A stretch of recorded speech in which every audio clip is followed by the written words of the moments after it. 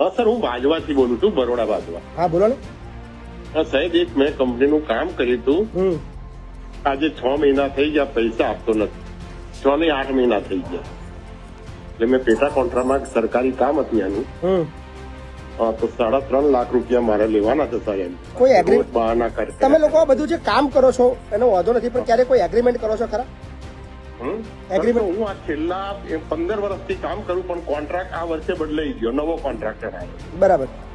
હા, છેલ્લા ને તો 15 વર્ષથી એક બીજી કંપની હતી એની સાથે કરતો હતો. હમણાં નવો કોન્ટ્રાક્ટર આવ્યો, એમાં આ વર્ષમાં નવો કોન્ટ્રાક્ટર. પણ એમને તમે લોકો એગ્રીમેન્ટ, હું જેટલા બી કોન્ટ્રાક્ટરો છે કે જેનાથી પૈસા ભરાય છે, કામ કર્યા પછી નથી આપતા, તે બહુ બધા ફોન કોલ્સ આવે છે. અને હું વારંવાર કહી રહ્યો છું કે તમે કઈ પણ પ્રકારની હવે પ્રવૃત્તિ કરો તો એ લીગલ કરો, એક નોટરી કરો, એક એફિડેવિટ કરો, એક સોગંદનામું કરો, એક કરાર કરો, જેથી કરીને કાલે જો કોઈ વિવાદ આવે, કઈ આગુ પાછું થાય તો એ આધાર પર તમે કોર્ટની અંદર દાવો કરી શકો, લડી શકો, એના વિરુદ્ધ કાયદાકીય પગલાં લઈ શકો. પણ આપણે શું કરીએ છીએ કે આપણે મતલબ જેવું આપણને કામ આપ્યું આપણને એવું લાગે ચલો કશું થવા નથી, પણ આ બધી તકલીફો ત્યારે આવે છે જ્યારે આપણા પૈસા નીકળતા નથી. આપણી પાસે શું પુરાવા છે કે આપણે જો પૈસા લેવાના છે? સાહેબ, એને મને કામના મેલ કરેલા છે બધા, જે કામ કર્યું છે ને મેં, એના બધા મેલ મારી પાસે છે. તમારી પાસે મેલ છે? એને એવું કીધું કે એને રોકડ પૈસા ચૂકવી દીધા છે, તમે શું કરશો?